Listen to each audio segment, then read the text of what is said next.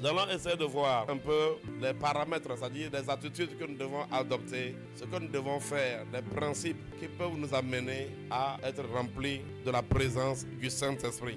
Alors, le premier principe, alléluia, qui est un principe basique, c'est vivre une vie de pureté. Lisons ensemble Matthieu 5, verset 8. La Bible dit, heureux ceux qui ont le cœur pur, car ils verront Dieu. Vous savez, les gens ont pris ce passage en espérant que ça sera lorsque nous allons partir et être dans le paradis. J'aimerais dire à quelqu'un aujourd'hui que si tu ne vois pas Dieu dans ta vie, sur la terre là, ce n'est pas de l'autre côté que tu le verras. Non, tout se passe d'abord ici. La rencontre avec lui, c'est ici. L'intimité avec lui, c'est ici. Parce que Dieu est descendu sur la terre, alléluia. Son esprit est présent ici pour pouvoir te rencontrer, pour pouvoir être avec toi, alléluia.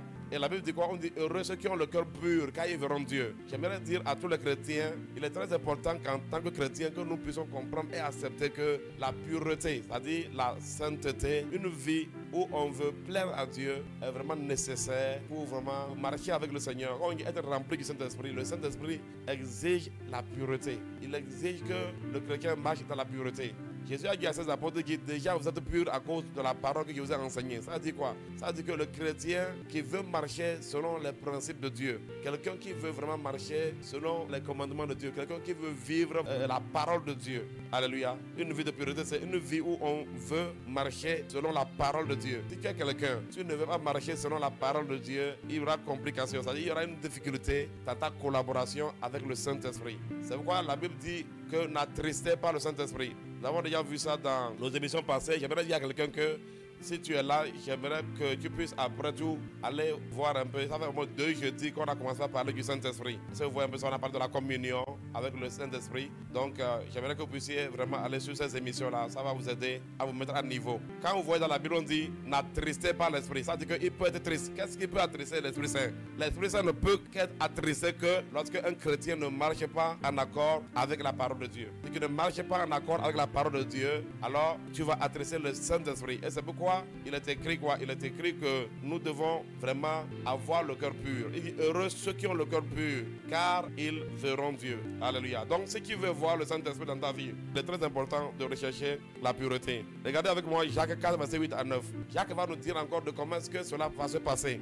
Donc Jacques va parler comme si en vérité le niveau de la proximité de Dieu avec nous dépend de notre attitude à marcher correctement. Il dit, approchez-vous de Dieu et il s'approchera de vous. Il dit, nettoyez vos mains pécheurs, purifiez vos cœurs, hommes irrésolus. Ici, il est en train de parler aux chrétiens. Alléluia. Il est en train de parler aux chrétiens, il ne parle pas aux païens. Ceux qui sont nés de nouveau et qui sont avec le Seigneur.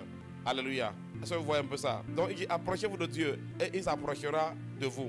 Vous allez voir un peu dans 1 Jean 1, verset 8 et 9, on nous signifie que si nous confessons nos péchés, que Dieu est fidèle et juste de nous pardonner. Alléluia. Et on nous signifie en continuant que le sang de Jésus-Christ nous purifie. Donc il arrive aux chrétiens de s'éloigner de la volonté de Dieu. La Bible donne l'occasion aux chrétiens de revenir. Alléluia. Donc à chaque fois que nous marchons dans la volonté de Dieu, à chaque fois que nous marchons dans la parole de Dieu, on suppose que nous sommes en train de vivre une vie de pureté ou bien marcher comment? Dans la pureté. Alléluia. Donc c'est très important que nous puissions comprendre ça. Donc Jacques dit ceci, qui approchez-vous de Dieu et il s'approchera de vous. Et donc c'est pourquoi je dis que être rempli du Saint-Esprit, c'est quoi? C'est un niveau d'impact, un niveau d'intimité. Alléluia. Je considère vraiment le fait d'être rempli de l'Esprit de Dieu comme un niveau d'intimité, un niveau élevé de l'influence, de la synchronisation du Saint-Esprit avec le croyant. Donc on suppose que si on dit approchez-vous de Dieu et il s'approchera de vous, ça veut dire quoi? C'est qu'il fait un pas, il fera un pas.